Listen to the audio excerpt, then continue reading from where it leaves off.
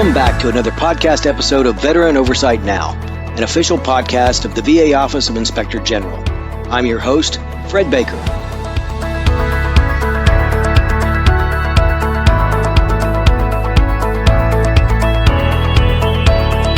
Each month on this podcast, we'll bring you highlights of the OIG's recent oversight activities and interview key stakeholders in the office's critical work for veterans. Joining me today is Dr. Beth Winter. Dr. Winter is a psychiatrist located in our Baltimore Office of Healthcare Inspections. She is incredibly accomplished, having worked in private practice, community settings, and academia, and was the co-director of the prestigious Johns Hopkins Hospital Anxiety Disorders Clinic. Welcome, Dr. Winter. Hi, thank you so much, Fred. It is certainly a pleasure to have you here. We're here to talk a little bit about a report that we recently published on a very important topic. But before that, I want to talk a little bit about you, your path to the OIG and your role here. So give me a little bit about your history, how you came about becoming interested in being a doctor, how you became interested in being at the VA OIG, and then we'll talk a little bit about what you do here. Okay. Wow, how I wanted to be a doctor. That's going back a ways. So how far back did it go? When did you know that you wanted to be a doctor? I knew I wanted to do something healthcare related from childhood, really. But initially, I was actually interested in becoming a veterinarian, and specifically an exotic animal veterinarian. I actually worked at a local zoo when I was in high school. With the veterinarian there and sort of had that experience. But then I went away to college and, I went to Johns Hopkins. They did not have a pre-veterinary program. But I got more and more interested in human physiology and human psychology. I majored in cognitive science and sort of gradually switched over to thinking more about becoming a people doctor instead of an animal doctor. So tell me a little bit about your childhood as it relates to wanting to be a vet. What sparked that interest? I think every kid loves animals or gets excited about animals in some way. I always had animals in my life. I lived in Texas for 9 years, and we always had dogs. We had a cat. There were horses at my neighbors. There were always animals around. I ended up moving to New Jersey, and in New Jersey, we had fish, we had hamsters, we had rabbits, we had a cat, we had 2 dogs, a bird, and a hedgehog. So I was always surrounded by animals and interested in them and excited by working with them. So at this zoo, yes. What was the most exotic animal that you worked with?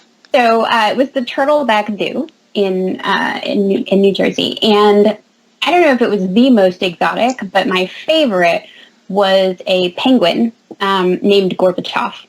And the penguin, spent a lot of time in the infirmary, unfortunately. What year was this? This was 1995, 96. Yeah, how did I know that? Okay, go ahead. So the penguin named Gorbachev. So unfortunately, Gorbachev spent a lot of time in the infirmary, and so he and I had a lot of time to become friendly. And really, Gorbachev was a lot like a feathered dog. I mean, he Gorbachev would follow me around the infirmary, and sort of was always sort of honking and clacking at me, and was a great buddy to have around when I was at the zoo. So what was your role there? Yeah, it wasn't. It wasn't anything particularly glamorous. I mean, I was still in high school, so wasn't working sort of one-on-one with the animals. Wasn't really able to help out with any kind of technical veterinary care or anything like that. So it was a lot of cleaning, and it was a lot of feeding, but it was time with animals, and that was really all that mattered to me. Okay, so you went to medical school. I did.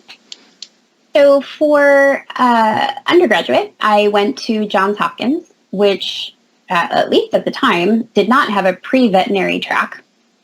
But I knew I was going to do something biologically related, and I always figured I could take pre-vet classes in the summers or something like that. But I became very interested in cognitive science and spent more and more time learning about human psychology and human cognition and human physiology, and ended up deciding that that was where I wanted to focus my efforts, and decided to apply to medical school. And I was lucky enough that at Hopkins I had the opportunity to participate in research as an undergrad. So I did research with a cognitive neuropsychologist on the Hopkins undergraduate campus and with a neurologist at the Hopkins Hospital campus, and got to participate in, all kinds of interesting, preclinical and clinical activities that really sort of fed into that desire to go to medical school and be a neurologist, actually, is what I originally thought I wanted to be. And what changed your mind? So in the first year of medical school, we had an intro to psychiatry course. And, we had lectures, big lectures, just like for the rest of our courses, but we also had small groups where a preceptor would come in and they would bring volunteer patients in to those small groups and do these interviews so that we could watch that experience and learn from how sort of these master clinicians were engaging with patients in this way. And I know you know this, Fred, and people who know me know this, but I love stories. I love narrative. I love storytelling. And psychiatry is, I believe, the most narrative form of medicine. And I really became entranced by that and by the care and the miraculous work that was being done by these psychiatrists, and decided, nope, no more neurology for me. Psychiatry it is. That's what I'm going to do. What were you hoping to do with that? I wasn't sure. Not all psychiatrists have a specialty. Most are actually general psychiatrists. It wasn't until I got into, sort of the meat of my psychiatry residency that I really got very interested in anxiety disorders specifically, and also mood disorders. And where did that take you? My original plan after graduating residency was actually to move to London. I had been accepted to King's College London to do a master's degree in medicine and literature. And I was working out... Wow, two loves. And I was working out a position with the Institute of Psychiatry in London to do an anxiety disorders fellowship. And sort of through a series of unfortunate events, I wasn't able to move to London to do those things. And sort of career moved in a different direction. But that was where originally it was going to take me. So how did you end up going from there to coming to the OIG? So when I say my career moved in a different direction, it sort of, it wasn't a linear direction. I graduated residency and opened a private practice where I was doing not only medication management, but also psychotherapy, which was really important to me to be able to offer both. And after a couple of years in private practice, I was asked to come back to Hopkins part-time to be the co-director of the anxiety disorders clinic there. And I did go back very happily. I love teaching. I love working with residents. I love training them how to do psychotherapy and combined medication management. So that was a really easy decision. But after several years, I ended up leaving private practice and taking a job as a medical director of a dual diagnosis treatment program while still working at Hopkins. And it was a totally different experience than being in private practice. This, dual diagnosis program was outpatient and had a boarded partial hospitalization program. And I learned a ton about administration skills, about management skills, about working with a board of directors, about handling a budget of millions of dollars, about program development, and got really excited about stretching myself in that way, in a totally different aspect of medicine that I hadn't really considered before. And then from there, I went to the University of Maryland, where I was a psychiatrist on the inpatient mental health unit. Again, very different from outpatient work, either at the dual diagnosis program or private practice. And I have to say, with full respect to psychiatrists who work on inpatient mental health units, the pace is grueling. And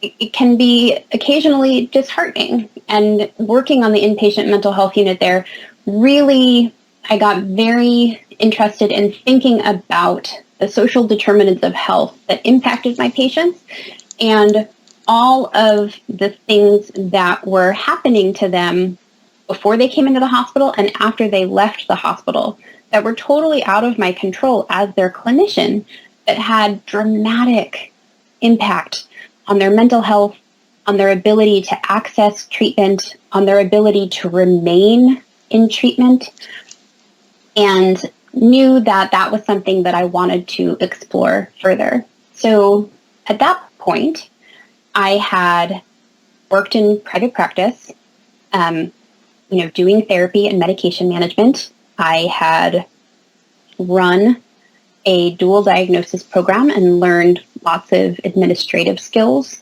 I had worked on an inpatient mental health unit and gotten familiar with hospital administration and with hospital practices, and begun thinking seriously about more widespread social determinants of health and how they impact patients. And I decided I wanted to find something that married all of those interests and skill sets. And I had no idea how to do that.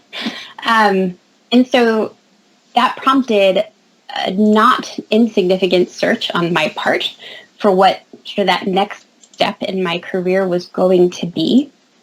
And when I found the listing for a physician at the VA OIG, it seemed like an opportunity to pull these very seemingly disparate experiences that I had together and make something cohesive and really meaningful that I could move forward with. So many people who come to the VA OIG have some type of intersection with veterans, or a connection. Did you have any previous connection with veterans or veteran care before coming? In terms of veteran care, my medical internship had an agreement with the Bronx VA, and so I did spend some rotations out there. So I did have some direct veteran care experience. And in terms of other connections with veterans, my grandfather was in the Air Force and my father was Navy. And so, we have military service members in my family. And so veterans felt like a population that not only could I relate to, but that I cared very deeply for. You bring a lot of experience, right? A lot of varied experience to the table. Would you say that there's anything unique about what you do here because it's specific to veteran care? That is interesting. I think that veterans are a unique population. I think that the stressors that they undergo from the moment that they sign up to the moment that they separate from military service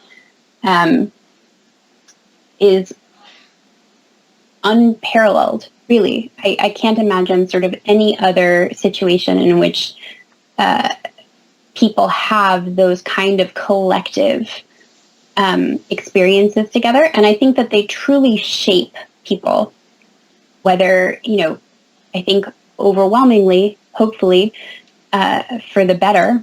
But unfortunately, there are often extremely traumatic events that occur that can also shape people. And so I do think that that unique collective experience of being a veteran and having served in the military is very different from anything else that I've encountered in my career. Well, thank you, Dr. Winter. So we're here to talk about the report, Deficiencies in Lethal Means Safety Training, Firearms Access Assessment, and Safety Planning for Patients with Suicidal Behaviors by Firearms. It was published in November 17th, 2022. Before this report was published, you actually wrote a white paper on the topic a few years earlier. Can you speak to that? Sure. Before I speak to that, though, I do want to acknowledge by name the absolutely amazing team that I worked with in producing this report: Dr. Terry Julian, Dr. Amber Singh, Stephanie Beers, Kelly Toure, and Dr. Danette Johnson. These women and I, really labored over this report in order to produce something I hope has significant impact, and I could not have done it without them. But it did have its genesis in this white paper that you mentioned. So back in 2019, there was, unfortunately, a series of veteran suicides, on-campus suicides, that garnered a lot of media attention. And so the other psychiatrists in OHI and I wanted to look and see whether there were any themes that connected these suicides and something that we should be considering or looking out for. And really, the only common thread that we found was that these were overwhelmingly firearm-related suicides. And sadly, that shouldn't be surprising, considering almost 70% of veteran deaths by suicide are firearm-related. But it was still something that I felt was important and something we needed to be talking about and thinking about. And so I wrote this white paper looking at firearm-related suicide, lethal means access, lethal means safety counseling, and a history of lethal means related legislation and the impact that it had on suicide prevalence. So tell me a little bit about the outcomes of this. How long did it take you to produce this white paper, and what was the end state? What were the outcomes of it? So it was a large literature review. It took me several months to complete and polish, and it was shared with OHI leadership and with Mr. Missel. And while we all agreed on, obviously, the gravity and the importance of the topic, we couldn't necessarily wrap our arms around exactly what project we wanted to grow out of this white paper and out of this topic. And so it was sort of decided that it would be something we'd continue to talk about. And while I was writing this white paper, I had a few exploratory conversations with people at VHA who were working on staff trainings related to lethal means access and lethal means safety counseling. And so I knew that VHA was also interested in this topic and that they were also interested in thinking about how to make an impact in this area. And so it was a conversation with Dr. Terry Julian and I, in which we were, thinking about this and really trying to figure out what angle we could approach this project from. And we decided to think about staff training, how the staff training was implemented, and to think about the perspectives of staff who were actually having these conversations with veterans. And the review that we did grew from there. I want to be clear about what we're talking about, and I want to use a few facts from the report. Non-veteran firearm involved suicide deaths decreased from 2001 to 2019, while firearm involved suicide deaths rose 3% among male veterans and 13% among female veterans. about 85% of individuals who attempt suicide with firearms die from their injury. And specific to this report, the time interval between deciding to act and attempting suicide can be just 5 or 10 minutes. And this report emphasizes that some relatively simple interventions can increase the time between the decision to act and the act itself. And that alone can be critical in preventing suicide, correct? Yes, that's correct. And that's not just unique to this report. That has been played out, across academic literature, and been shown to be over and over again. So can you speak to those interventions? Can you illustrate? Because we use a lot of medical terminology in the report, but what does it actually look like? So I've been careful to use the language lethal means access, because while firearms are the most lethal method of suicide, they are not the only method of suicide. And so when you think about suicide and access to methods of suicide, you also have to consider other methodologies like overdose on medication or some other kind of poison ingestion. You have to think about strangulation by hanging. You have to think about self-inflicted injury like cutting, for example. Sure. And so lethal means access is meant to encompass all of those things, including firearms.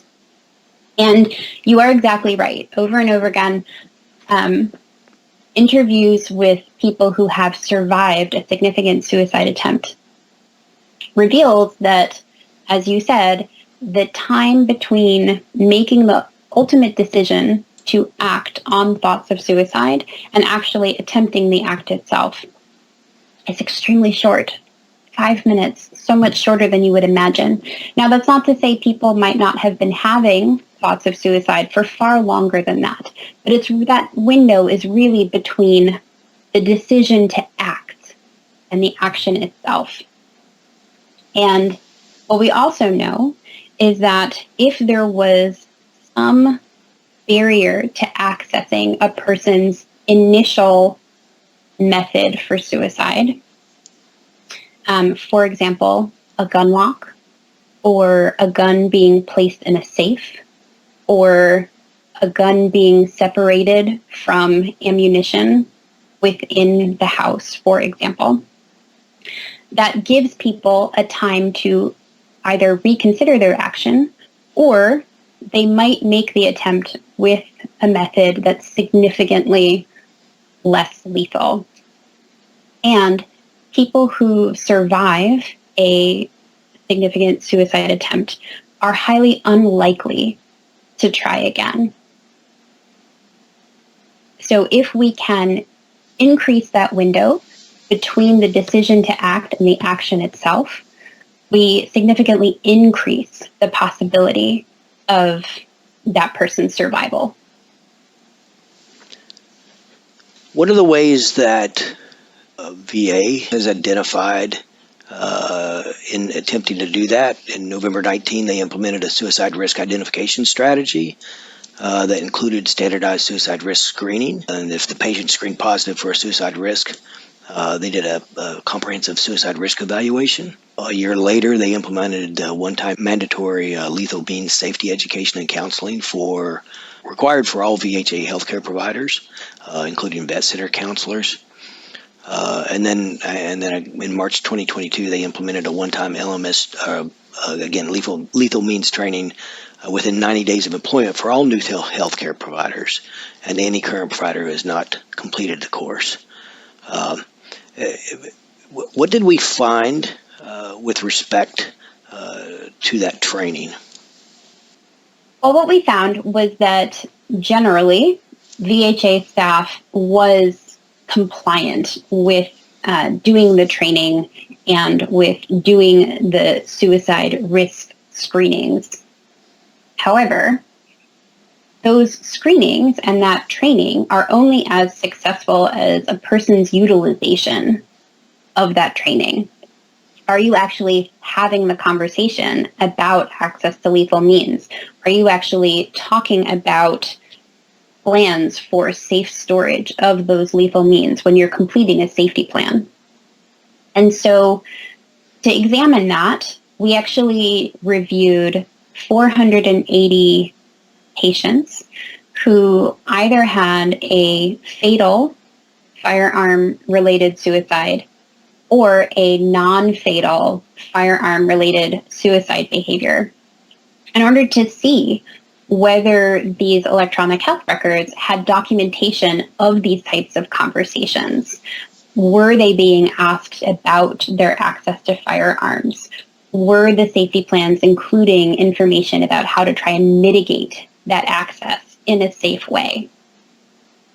And unfortunately, there was a not insignificant percentage of electronic health records that didn't include that documentation. And so, as I said, the training is excellent, requiring the completion of these suicide risk screenings and safety planning is excellent, but it's only as useful as the implementation. So what were the final recommendations from this report? We made 7 recommendations to the Undersecretary for Health related to our evaluation. And these involved things like compliance with suicide risk screening and training requirements.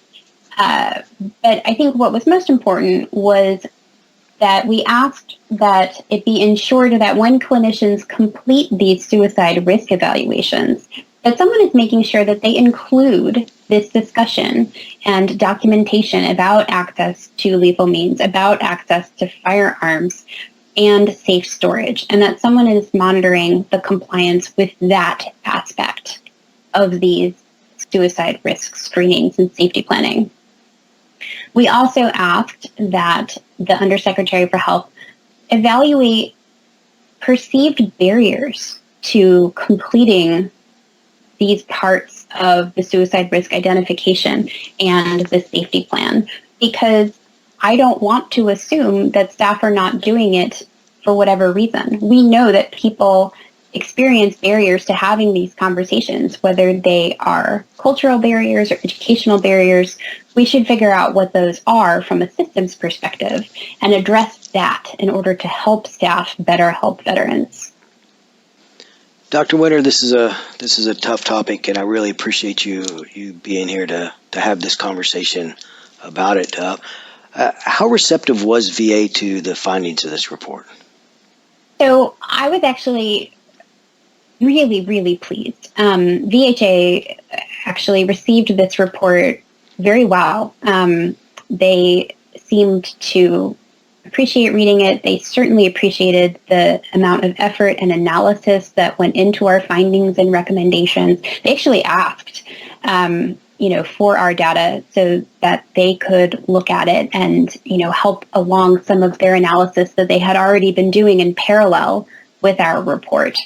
And I'm really hopeful that there will be a significant impact for veteran care and suicide prevention that comes out of this. Well, Dr. Winter, this is an excellent example of the very important oversight work that our Office of Healthcare Inspections conducts, as well as the VA OIG in general. I appreciate you being here. Thank you very much. Thank you so much. Before I turn the podcast over to Adam for this month's highlights, I would like to mention if you're a veteran in crisis or are concerned about one, please call the Veterans Crisis Line, dial 988 and then press 1. Remember, you're not alone. The Veterans Crisis Line is here for you. You don't have to be enrolled in VA benefits or health care to call. With that, I'll now turn the podcast over to Adam Roy for this month's highlights. Thanks, Fred. Now some highlights of the work the VA OIG completed in December 2022. I'll start with recent investigative updates related to education fraud. In the first one, a defendant was sentenced for their role in multiple education benefit fraud schemes. A proactive investigation by the VA OIG identified an individual who served as a school certifying official and course director for a for-profit non-college degree granting diving school and later became a consultant and an instructor for another diving school. The investigation revealed that the defendant made false representations to VA regarding the school's hours of instruction for each of their VA-approved courses, attendance and course completion dates, payments received from non-VA students, and compliance with the 85-15 rule. To qualify for post-9/11 GI Bill funding, a school must certify that no more than 85% of the students in any course are receiving VA benefits. This requirement, commonly referred to as the 85-15 rule, is intended to prevent abuse of GI Bill funding by ensuring that VA is paying fair market value tuition rates, since at least 15% of the students would be paying the same rate with non-VA funds. The defendant was sentenced in the Southern District of Georgia to over 4 years in prison, 3 years of probation, and restitution of more than $6 million. In another education-related fraud scheme, a VA OIG investigation resulted in a civil complaint alleging that a company that provides technology education courses violated the False Claims Act by knowingly submitting inflated tuition benefit claims to VA. Under the post-9/11 GI Bill, VA pays the actual net cost for tuition and fees charged by the school after it has applied any scholarships, waivers, grants, or other assistance to defray those costs. This requirement is commonly referred to as the last payer rule, which ensures that VA is the payer of last resort and receives the benefit of any tuition-based financial support available to a student. The complaint alleges the company repeatedly reported tuition and fees to VA on student invoices that did not include deductions for tuition scholarships, grants, or waivers it provided to certain veterans. The last payer rule was allegedly violated by the company at 5 school locations in Illinois, Ohio, and Michigan. The civil complaint was filed in the Eastern District of Michigan. Recently, the VA OIG published a fraud alert on stopping education benefits fraud. The VA OIG asks you to report any VA-approved school that is billing veterans whose enrollment is funded by VA a higher tuition rate than civilian students for the same courses. VA-approved schools that engage in education benefits fraud often advertise a lower tuition rate than they are billing VA for veteran student enrollments, offer discounts, tuition waivers, or scholarships exclusively to civilian students, or bill at least 20% more than non-VA-approved schools with similar course offerings. If these practices sound familiar, or you know a veteran taking education courses from a school that may be engaging in education fraud, I encourage you to submit a complaint to the VA OIG hotline. If you have any questions about the GI Bill or other VA education benefits, visit the GI Bill School Feedback Tool at va.gov or call 888-442-4551. This fraud alert is the third in a series of periodic alerts for fraud and other crimes. Visit the VA OIG website to learn more about potential indicators for 10 types of fraud. Now an update on 2 recent settlements related to resolving False Claims Act allegations. In the first, a multi-agency investigation resolved allegations that a cardiac monitoring company submitted claims to federal healthcare programs for heart monitoring tests that were performed in part outside the United States, which violates federal law and in many cases by technicians who are not qualified to perform such tests. The defendants entered into a civil settlement in the Eastern District of Pennsylvania under which the companies agreed to pay more than $44.8 million to resolve those alleged False Claims Act violations. Of this amount, VA will receive $681,000. The VA OIG, Office of Personnel Management OIG, Department of Health and Human Services OIG, and Defense Criminal Investigative Service conducted this investigation. In the second, a healthcare device manufacturer agreed to pay $11.36 million to resolve False Claims Act allegations also in the Eastern District of Pennsylvania. The false claims were allegedly made in pre-market approval applications submitted to FDA that pertain to radio frequency emissions generated by some of the company's cochlear implant sound processors. VA was one of several federal agencies that purchased these systems containing the alleged non-compliant sound processors. The $11.36 million civil settlement includes more than $5.6 million in restitution, of which VA will receive approximately $500,000. This investigation was also conducted by the VA OIG, Office of Personnel Management OIG, Department of Health and Human Services OIG, and Defense Criminal Investigative Service. This month's final investigative update focuses on pandemic-related fraud. In March 2021, a business owner made fraudulent misrepresentations in an attempt to secure orders from VA for face masks and other personal protective equipment, or PPE, that would have totaled more than $806 million. This individual promised that he could obtain millions of genuine 3M masks from domestic factories, but knew that fulfilling the orders would not be possible. He attempted to acquire an upfront payment from VA of over $3 million and received approximately $7.4 million from state governments and private entities by making similar false representations regarding his ability to get the equipment. The defendant was sentenced in the Western District of New York to over 20 years in prison and restitution of $107 million after previously pleading guilty to wire fraud in connection with this COVID-19 scam in an unrelated Ponzi scheme. He also agreed to forfeit approximately $3.2 million that was seized by the VA OIG and Homeland Security investigations. In December, the VA OIG published 8 reports, including a joint report published by the Pandemic Response Accountability Committee's, or PRAC, healthcare subgroup. I'll highlight a few of them now. The Office of Audits and Evaluations published a report titled VBA's Compensation Service Did Not Fully Accommodate Veterans with Visual Impairments. In this review, the OIG examined whether VBA's compensation service complied with accessibility requirements for communicating benefits-related information to veterans with visual impairments. We found that the compensation service did not fully comply with Section 504 of the Rehabilitation Act, which requires that visually impaired veterans have meaningful access to federal programs, including benefit programs operated by VBA.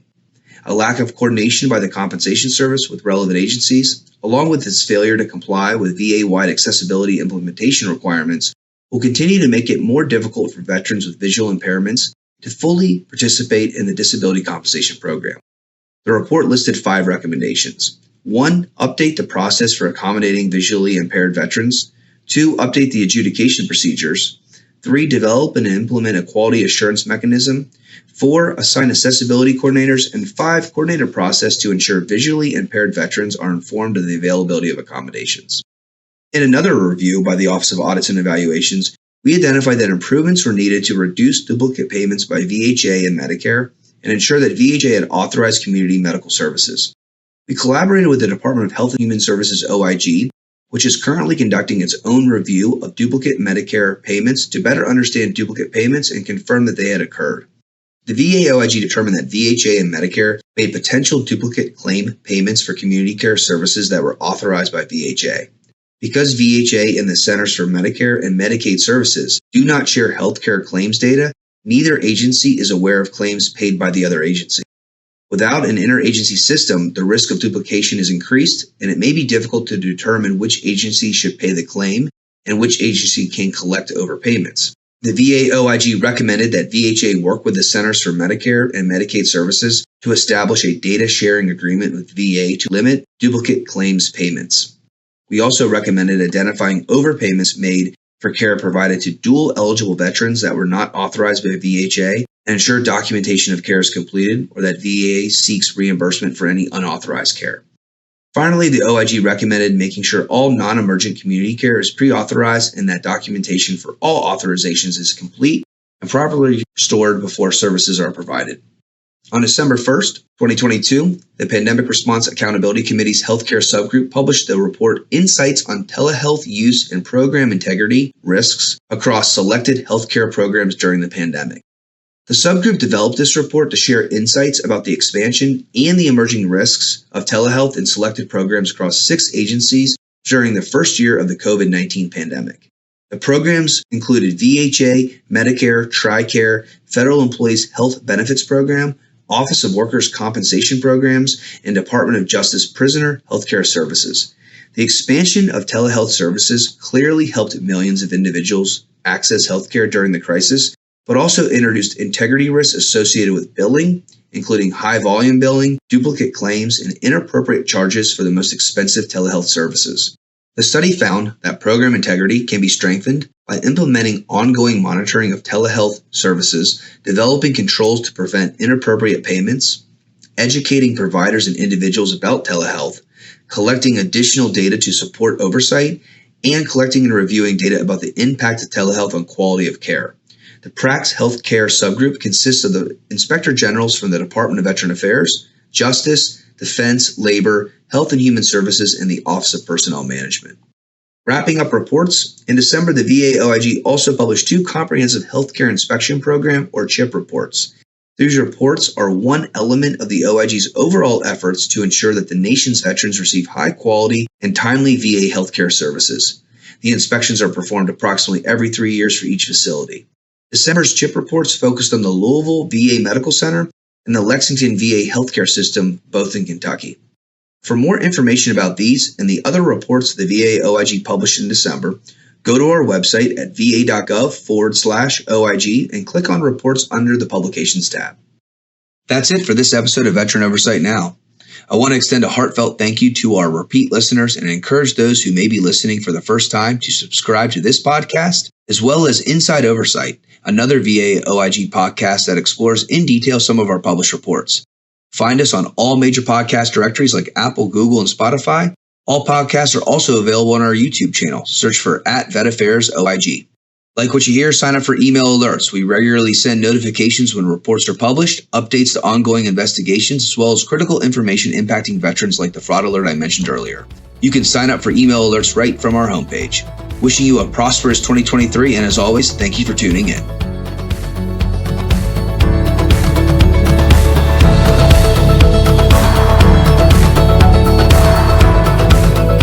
This has been an official podcast of the VA Office of Inspector General.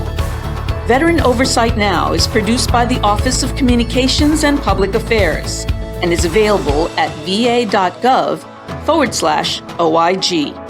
Tune in monthly to hear how the VA OIG serves veterans, their families, and caregivers through meaningful independent oversight.